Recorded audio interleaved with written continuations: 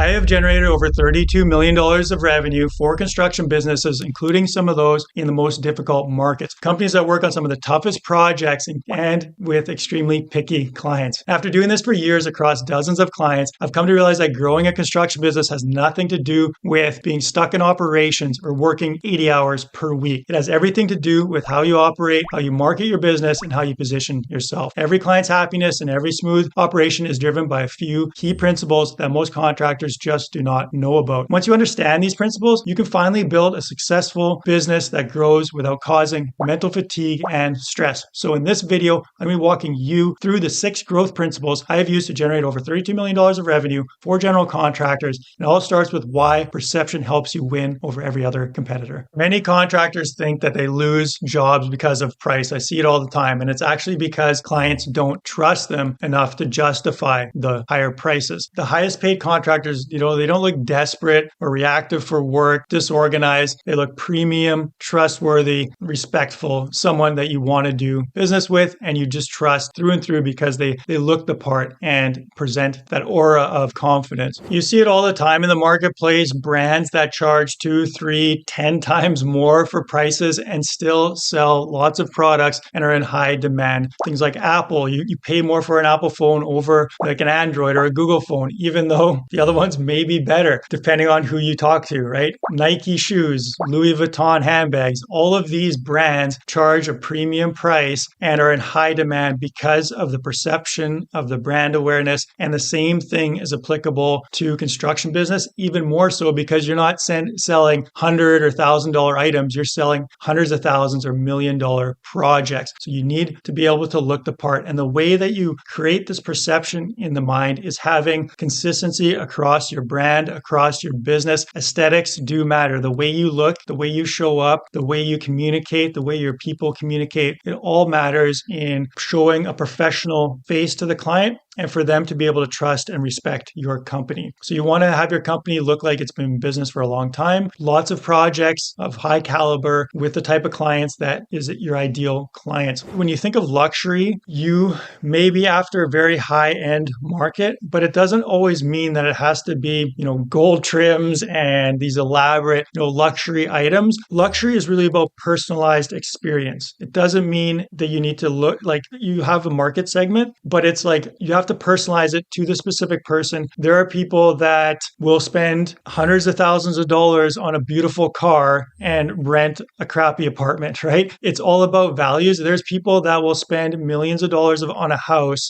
and be, poor somewhere else, essentially. You need to know who your ideal client is, and you want to be charging enough to stay profitable. Price is another way that people evaluate luxury. So if your price is on par or below what other competitors are, or other businesses that they feel are of like a kind of a better caliber or lower caliber, that all helps make up their mind of how trustworthy you are and if you're the type of business they want to do it. There are people that want to pay more money for a better experience, for knowing certainty when they make that decision to sign the deal, that they are doing business with a company that gets them, that is reputable, that's going to do a good job for them. The other thing about going like raising prices and having better perception in the marketplace is the better types of clients that you do business for, the more aligned you are with them, the more referrals they're going to give you. And if you're doing business with great clients, they're going to refer other great clients because typically people swim in circles and in different areas, or they're going to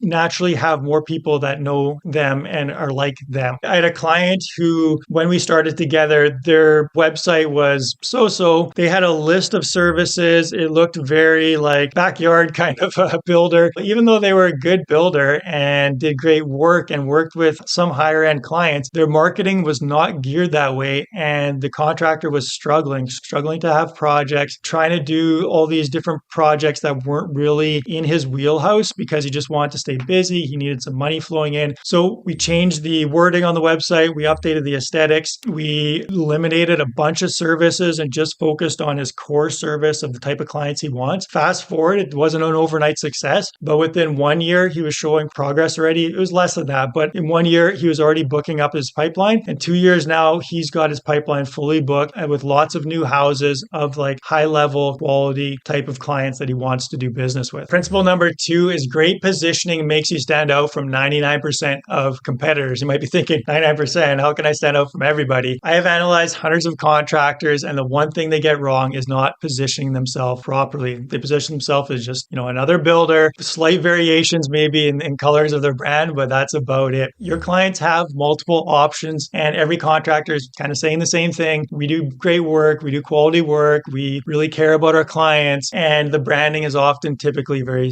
much the same. There's so many different ways you can differentiate your company and align it with high quality, high paying projects that give you good profit margins. And if you don't get this right, all the stuff that comes after this doesn't really matter because you're just going to be spinning your wheels. That's why I'm spending time here on positioning, on how you need to have your perception in the marketplace, because it matters so much that this is the starting point of when a client finds you and if they're willing to pay for your services and how easy the sales is going to be and the process to get them into a construction contract or pre-construction contract. So the ways to position yourself better is you want to be a specialist, not a generalist. And you can specialize in the location. This is one of the easiest things. So which neighborhood, which part of the city, what types of developments do you work in? So become a specialist in a specific category, in a specific area, certain size of project, the type of design that you do, maybe doing design build or your process for design or your process for construction. It's not going to be different than everybody else out there,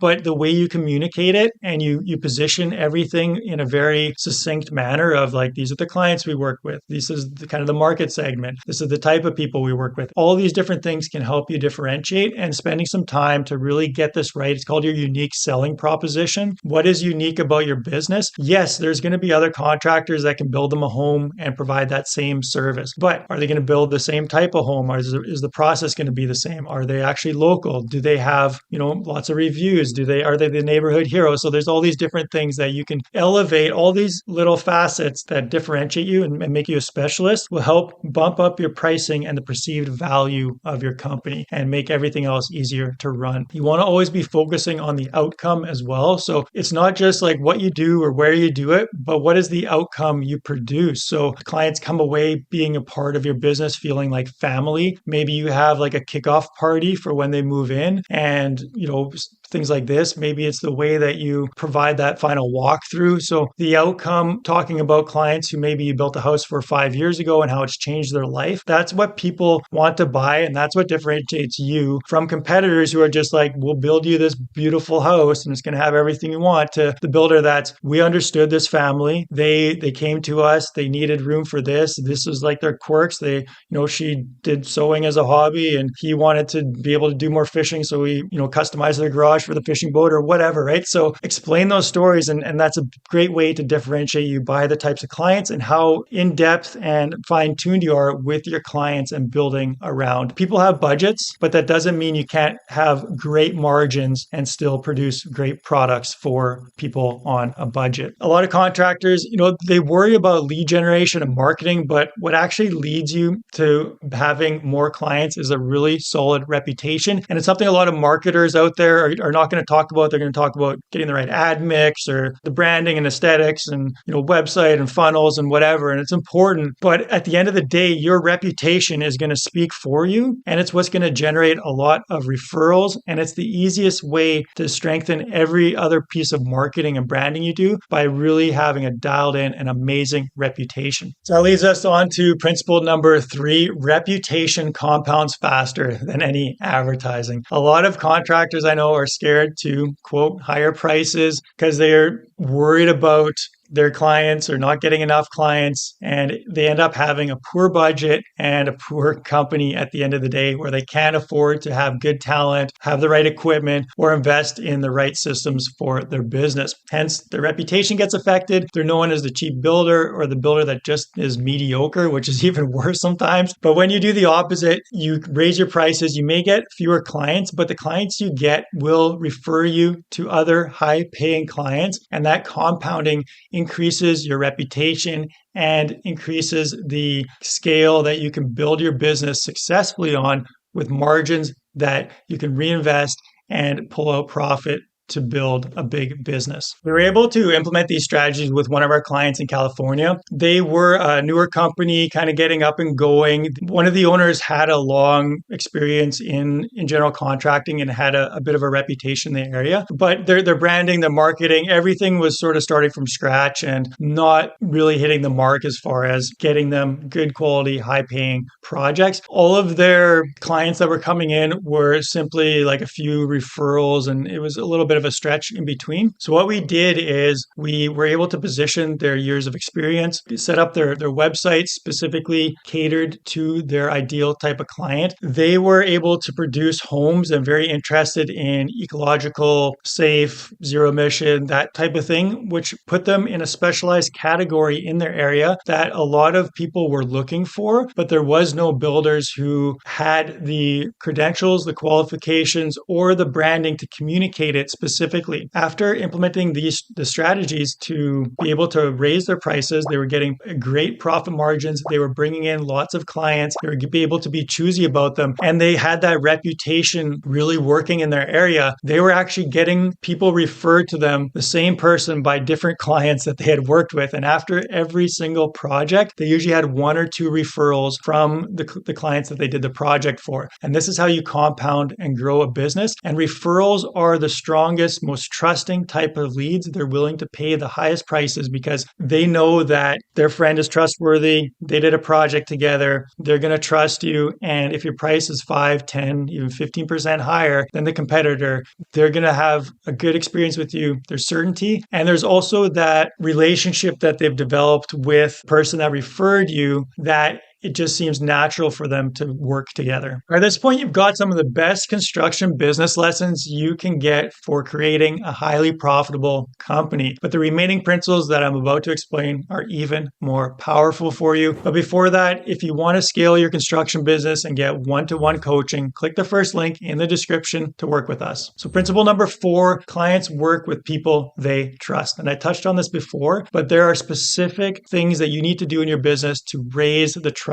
level and the social proof to make sure that clients know they are getting a very reputable, very trustworthy builder. So much noise out there in the marketplace that what you need to be showing clients is specific examples of previous projects that you've done, of previous clients you've worked with. You have much higher chances of closing a sale when they can see, oh, you've worked with 3 other clients similar to my, situation, and these are the houses you built. Ideally, you have testimonials and maybe even videos of them. And it's just like, you did a great job for all these other people. I'm sure you'll do it for me. Building that trust is so critically important and a great way to be able to get higher margins and raise your prices. These clients are making a decision with hundreds of thousands, if not millions of dollars. One of the biggest investments that a lot of people are going to be making is into their home. And you need to recognize that this is a very big decision for them and the trust needs to be sky high. The right clients are willing to pay for certainty and prestige up to 10, 15% higher in a lot of cases. We have tested this. We've done it with many of our clients. I've done it myself personally in my construction business. And it may feel like if I raise my prices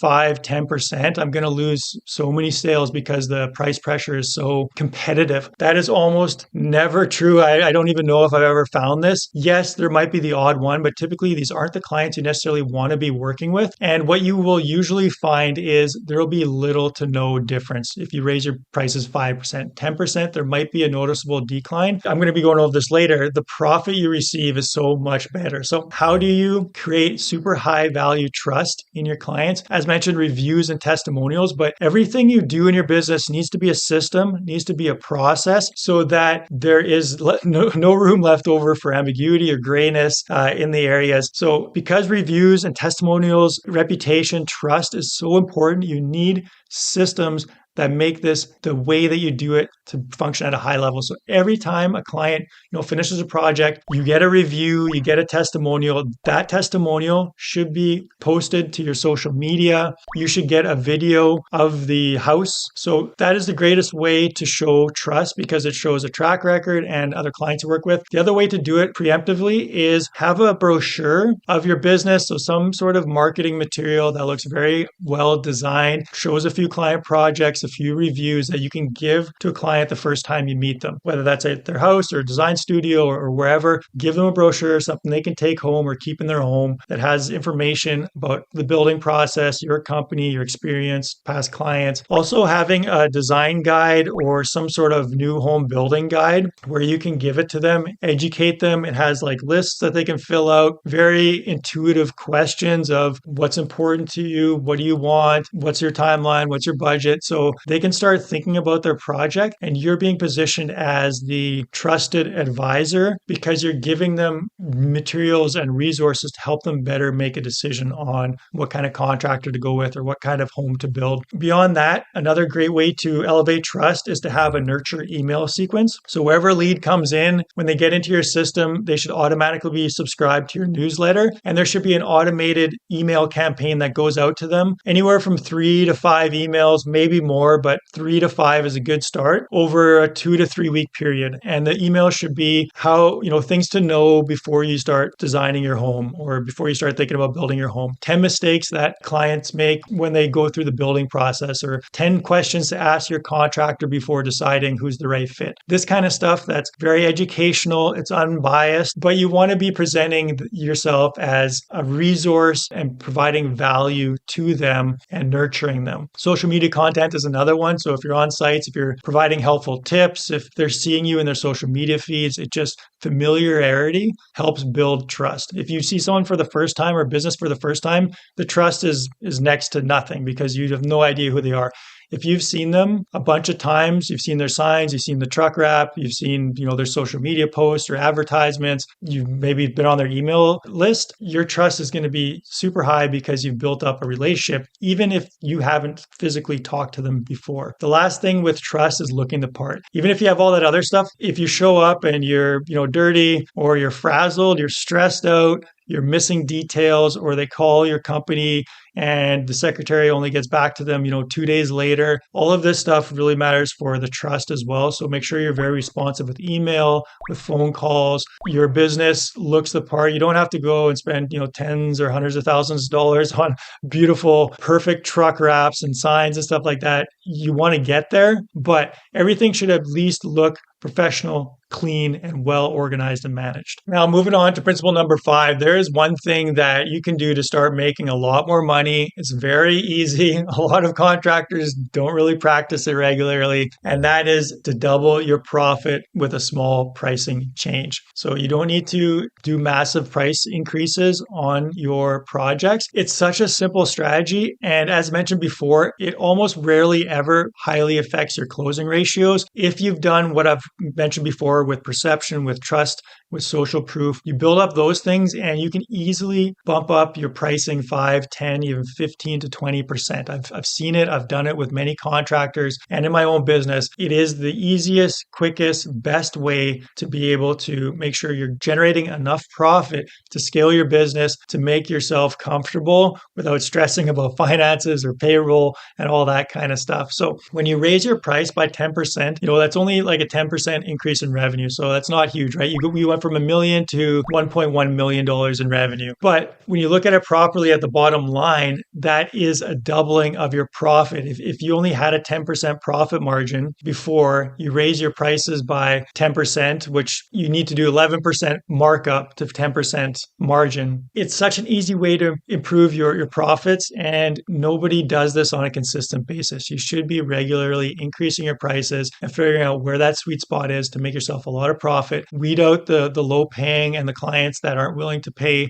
for a premium builder who has quality, who has high trust, all of these different things. Let me ask you this. What would twice the cash in your pocket mean for you? Sure, that would mean a little bit less stress, probably an extra vacation, maybe buy that new toy, boat, dirt bike, whatever it is. And it's not rocket science. If you're selling a project, it's a $500,000 project, you have 10% profit margins, which a lot of builders aren't even making 10% profit margins. I've seen typically they're like 5, maybe 10%. $500,000 project, you're only making $50,000 of profit is very typical for most builders. But if you can raise your prices by an extra 10% markup, then you go in from a $500,000 project to a $550,000 project, increased your markup by 10%, that's another $50,000 of profit. You've essentially doubled your profits. That's where it starts to become pretty amazing, because now you don't need a gigantic revenues to be making hundreds of thousands of dollars per year in your construction business. Now, I know what you might be saying is that's easy to say, but not so easy to do. But I've just outlined in the previous principles all the different ways that you can increase your profit margins and your pricing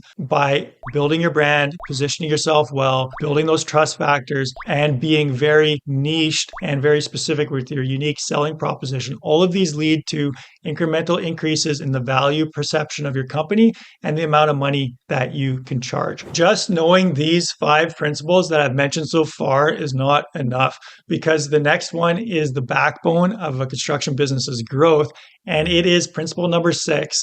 Build systems before you get burnt. I see so many contractors kind of confused or not understand the importance of systemizing their business. They typically know that it's important, it's something they need to do. You've probably taken a few steps in the right direction, but kind of get lazy or complacent, busy, all these other things, and you get stuck inside your business wearing all the hats. And it essentially stops you from growing and can kill your business, because you grow too big, your systems, your foundation isn't there, the business falls over. Or like a lot of builders I've heard about, don't grow a big business, just keep small because it's easier to manage. But in reality, it's harder to manage a small business. It's easier to manage a large business because you can have your managers, you can have your organization structure, but you need the systems, that foundation in order to get there. Building proper systems is not easy. It can take months to build out certain systems in your business, and it'll take at least 1 to 2 years with guided help to fully systemize a construction business. It's a big undertaking, which is why a lot of people don't do it. For every client that we work with, we focus very heavily and help them build out systems in their construction company. We build them for our clients using very unique methods that we use to help them scale. And that's how we have a nearly 100% success rate. Now, listen closely, because I'm going to give you a very succinct method to build systems in your business. This is the kind of the shortest, easiest way to build out systems and get the best results for implementation, because it's not just about building the system, it's about implementing and getting your people to actually use it. So the acronym is MAPS, and the first M is for map. You need to map out your business. You want to identify the different roles in your business. So foreman, project manager, laborers, carpenters, bookkeeper, director of marketing or sales, estimating. So there's all these different areas, these different functions of your business. You want to map that out. What does your business look like? Org charts are great for this because you can specifically see what are all the positions in the business and what are the big systems around it. You might have project management software, different softwares. So you just need to get that all on paper and have it in front of you so you have some sort of organization. And then once you've identified sort of what the business look like, or all the different areas that you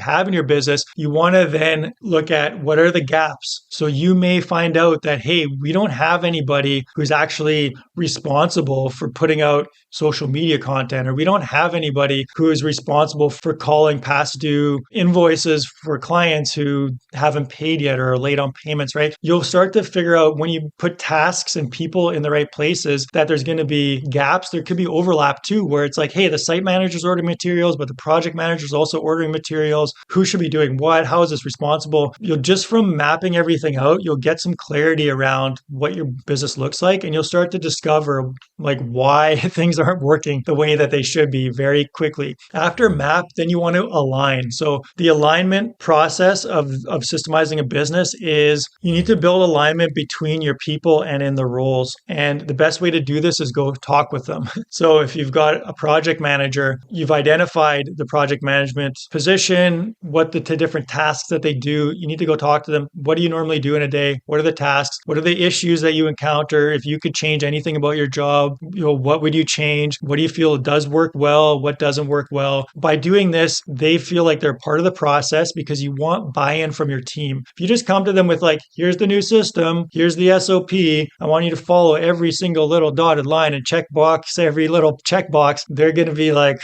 whatever, man, like forget it, right? They might give you a little bit of face value of like, yeah, sure, but at the end of the day, it's not going to get done. If you've worked through this with them and they're part of building these systems, at least by giving feedback or like working through the process, you've aligned with them, and the rest of it, the implementation is going to be so much easier. So align with your people and then align the process. What do you do on a project? What do you do when you need to start the new project? Well, we need to order materials. We need to get the site signs up. We need to call the sub-trades. We need to organize the site labor, so on and so forth. So you're not looking to get finalized like SOPs or perfect processes. You want the big steps. What's the big pieces of the puzzle so that you've got some sort of trajectory of like, this is what that position holds and this is the alignment that we have. Next one is prioritize. So we're doing MAP. So prioritized is the P, because if you start to build systems across your business or try to fix every little leak, you're in for a rough time and you're going to be stuck at square one, base one forever. You need to prioritize. Okay, we've aligned everything. You have now like a really good map of your business.